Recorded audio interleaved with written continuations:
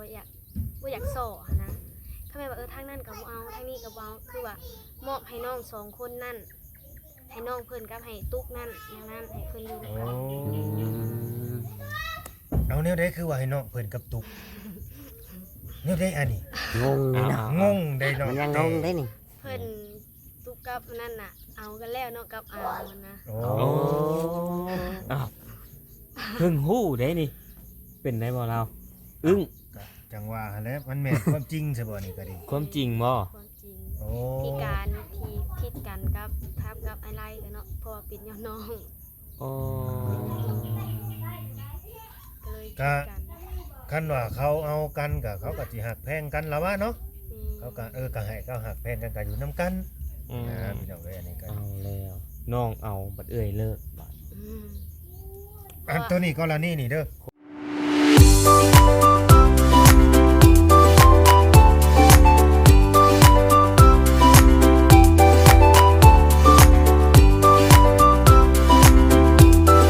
สวัสดีและสบายดีมาพบพ่อกับน้องแต่อีกแล้วพี่น้องเลยช่วงค่ำๆเนอกมื้อนี้ก็ได้ โอเค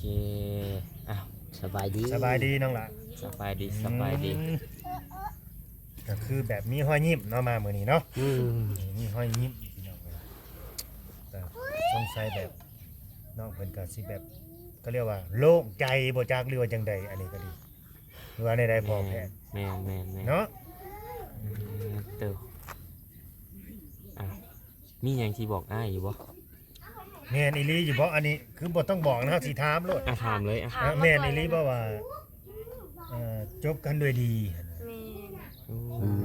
ม คือจบกันด้วยดีเลยเนาะ แม่นถ้ายังหักแพงกันเป็นพี่น้องกันได้เก่านะ หักแพงกันคือเก่า แม่น บ่ได้เครียดได้สร้างกันเนาะ ไป บ่คอยซะละ ไปเห็นกันอยู่ไสก็ทักทายถามกันคือเก่า ก็ถามได้คือเก่าเนาะถามได้แบบเห็นกันอยู่ไสก็ถามได้ถ้าแม่นเราเห็นก็เราเอิ้นถามได้แม่นน้องเห็นเพื่อนก็เอิ้นถามกันได้หั้นนะก็ว่าบ่ให้เครียดสร้างกันหั่นนะ อืม เรื่อยๆนี่ก็ในช่วงเวลาที่ว่าใช้ชีวิตอยู่นํกันหรือว่าใช้ชีวิตคู่กันก็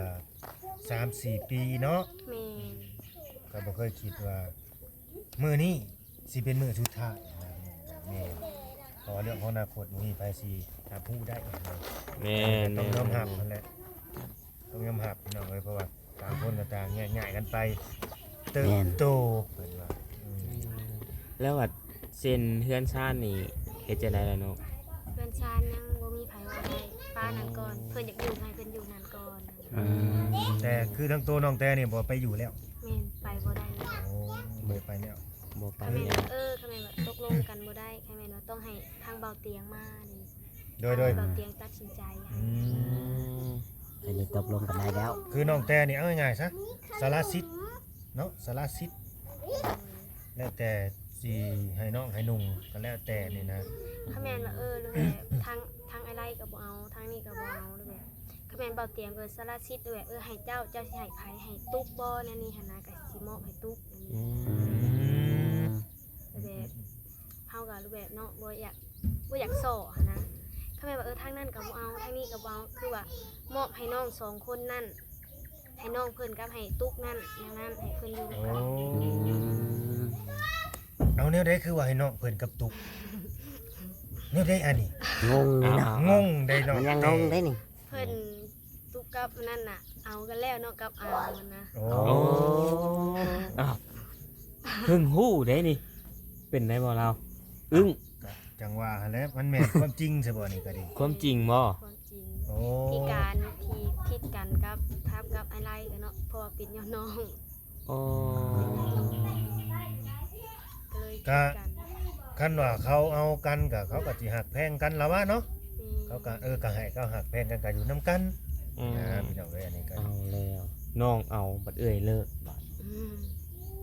อันตัวนี้กรณีนี่เด้อ คนละกรณี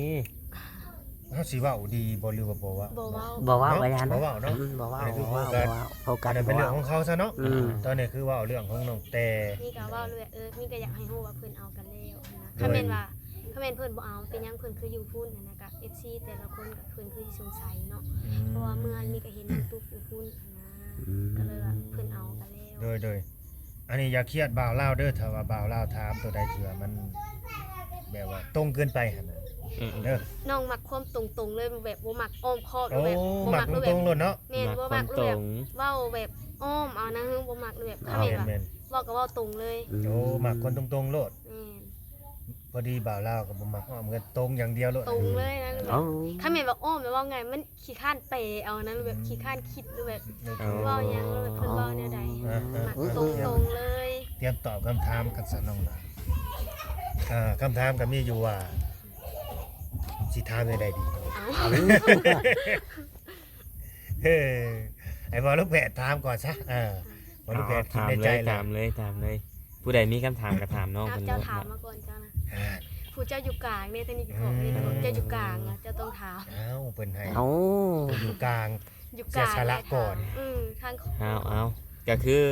จบกันด้วยดีเนาะพี่น้องเอ้ยเรื่องของน้องแต่กับน้องไล่นี่แต่ว่าจบกันคุยกันคักแน่แล้วแบบว่า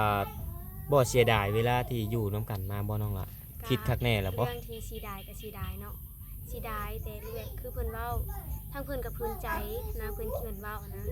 คอมเมนต์น้องคือน้องถามเพิ่นเนาะคอมเมนต์ว่ารูปแบบเฮาป้ากันเจ้าบ่สีดายบ่ที่ความเฮาอยู่นํกันก็สีดายเพิ่นว่าแต่รูปแบบมันเป็นความว่าพื้นใจกันให้อยู่นํกันต่อไปหั่นนะก็เลยว่ารูปแบบเฮาก็พ่อกันซ้ำนี้จบกันซ้ำนี้หั่นนะก็จบกันด้วยดีก็ไปถามไปเว้ากันคักแล้วเพิ่นก็ที่เพิ่นก็เพิ่นโทรมาได้จังได้ไปได้ความเบาเมื่อเลย โอ้ โทรมาให้ว่าให้มาเว้ากันหั่น อื นะ ม และทางน้องแต่สิเอาจังไดแบบนี้ครับชีวิตนี้สิดำเนินการแนวใดต่อไปสิไปหาเงินหาค้ำบ่หรือว่าสิเปิดใจหับคนใหม่เข้ามาโลดเอาเว้ามาตรงๆโลดได้ ยังว่าอยากเปิดเนาะหรือแบบเป็นคนใหม่เนาะหรือแบบเฮาอยากดูเป็นสาระโสด โอ้ เฮาอยากลิ้นอยากกินก่อนหั่นนะหรือแบบ แม่น อยากลิ้นอยากกิน ๆคือยังบ่พร้อมสิมีไผเนาะ แม่นด้วยขนาดแบบเลิกกับเพิ่นปุ๊บเฮามีผู้ใหม่ปั๊บเพิ่นก็คิดว่าเฮามีผู้ใหม่เลยได้ แม่น ยังบ่ได้ลิ ๆเขาก็สิคิดว่าเฮานี่มีผู้บ่าวอยู่แล้วอย่างประมาณนี้เนาะ ว่าอยู่แล้ว แม่นอันนี้คือแบบถามหยอกถามแซวกันซื่อๆหั่นนะเนาะ แต่ตามความเป็นจริงก็คือยังบ่ทันอยากให้มีภัยดอก แต่ว่าเรื่องของหัวใจมันห้ามกันบ่ได้ได้น้องแต่ ยังอยากกินยังอยากลิ้นยังอยากเที่ยวอยู่ อื นะ ม เลย คือป้าก็รู้แล้วว่าคอมเมนต์ว่าขาดอหย่างกันแล้วอยากให้ไปไทยมาแล้วน้องก็เลยขออยาพาวเดี๋ยวขอลิ้นแทขอกินก่อนยังว่าอยากไปนะยังอยากอยู่บ้านอยู่ อืม ขอเล่นของมวนอยู่บ้านก่อนจักเหนื่อยหนึงเนาะ มวนก่อน ทำใจน้ อย่างนั้นอยากไปก็ตามรักมันก็ต้องเป็นแนวนั้นพี่น้องเอ้ย ำอืม ถ้าว่ามีเรื่องสถานการณ์แบบนี้เกิดขึ้นกับไฟก็ตามแต่เขาต้องอยากหาเวลาที่ว่าไปพักใจหรือว่าไปทำใจแบบให้เรื่องมันเย็นมันชาลงกันนะ แบบมีก็เฮาสินอนคิดนอนหยังนะมันก็คือสิบ่ได้หั้นนะ อืม มีหยังก็มีหยังมีแต่สิคิดนะแบบคิดหลายมันก็ปวดหัว อืม ก็เลยแบบว่าก็แม่นว่าอยู่นำกันอีหลีก็คือว่าพ่อกันซ้ำนี้ก็บ่ให้ทางนั้นเครียดบ่ให้ทางนี้เครียดหั้นนะยังหักแพงกันคือเก่าหั้นนะ ก็ชัดเจนพี่น้องเอ้ยอันนี้เนาะชัดเจนแล้วทั้งสองฝั่งสองฝ่าย ทางนั้นไปหาแล้วบ่ซะ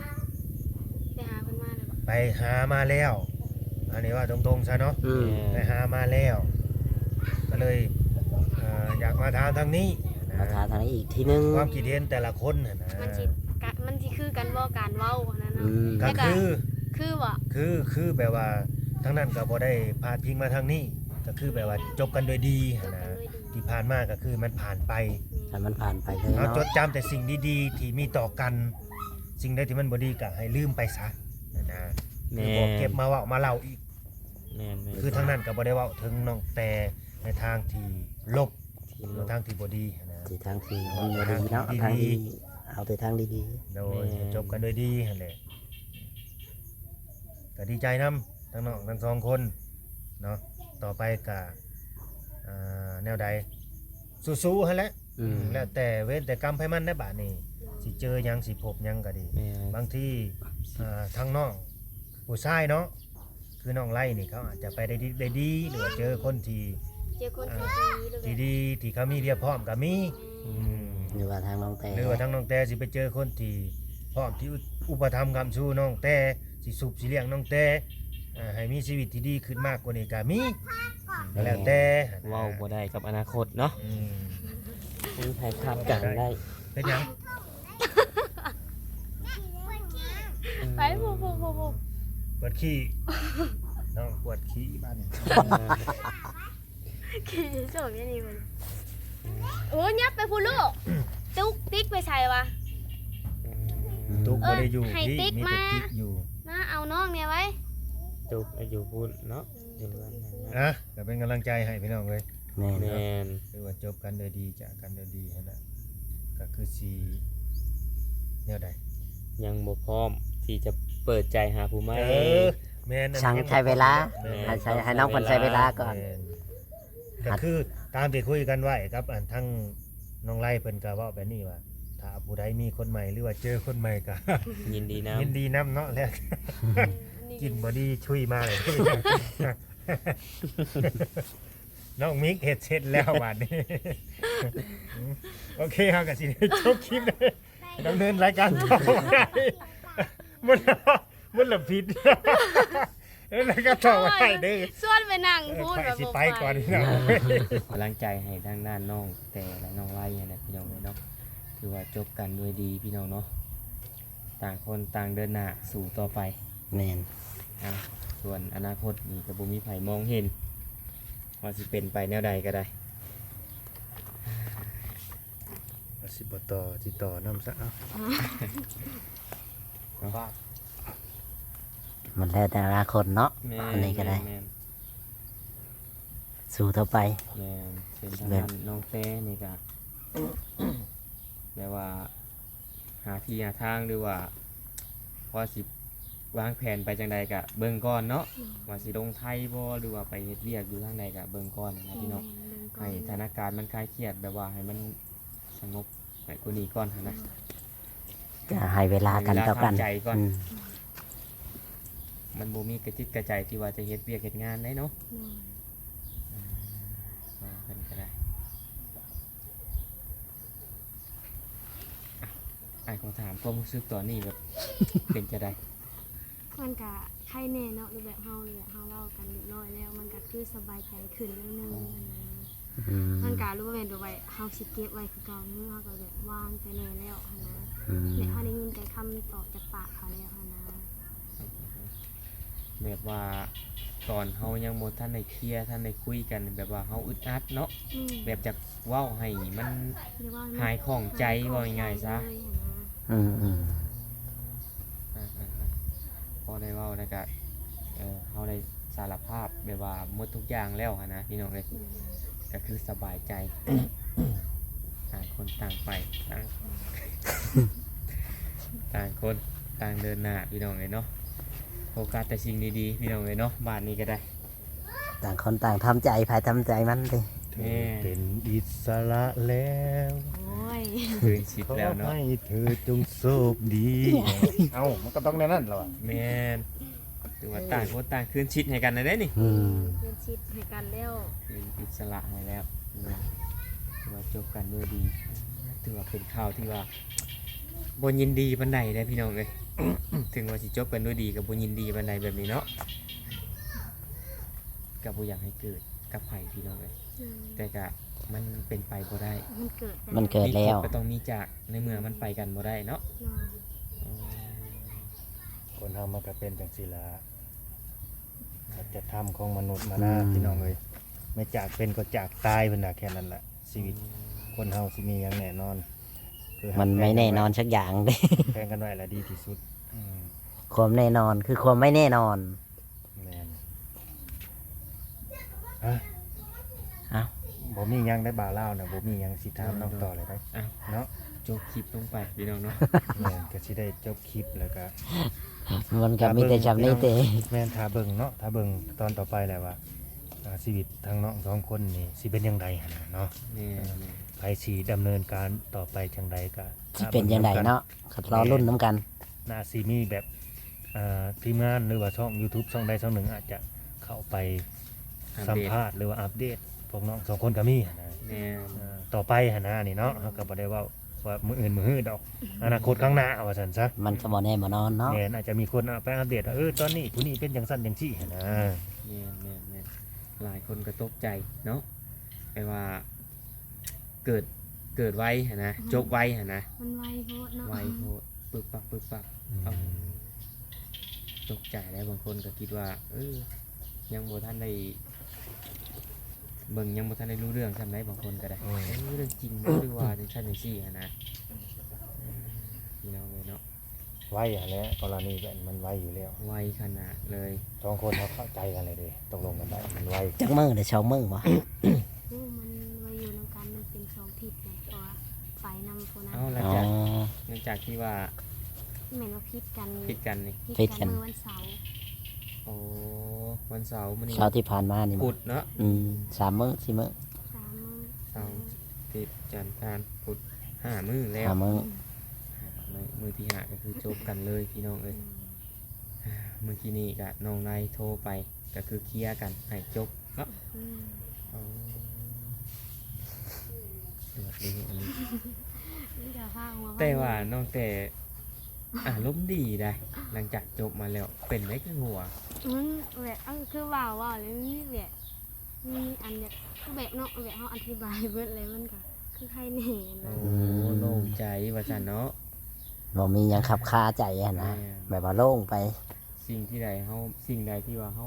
อั้นมาอยากเว้า แต่ว่ามันยังบ่ได้เว้านะพอเฮาได้เว้าไปเมื่อแล้วมันก็ สบายใจ สบายใจ อืม เหมือนกับเฮาปรงหาบหรือว่าหาบ เหมือนกับห้ามแหวงนักตลอดนะ แม่นเอ้าโอเคเนาะ โอเค เดี๋ยวโอเค โอเคแล้วข่อยโอเคถึงเลย โอเคจะได้กัน โดย เป็นกำลังใจให้น้องแต่แล้วก็น้องไล่พี่น้องเลยเนาะ สู้ สู้ เลย ๆแต่อ้ายก็ส่งกำลังใจให้ เลย เนาะพี่น้องเลย แม่น เอ้า ตามมาเนาะสบายดี ๆสบายดี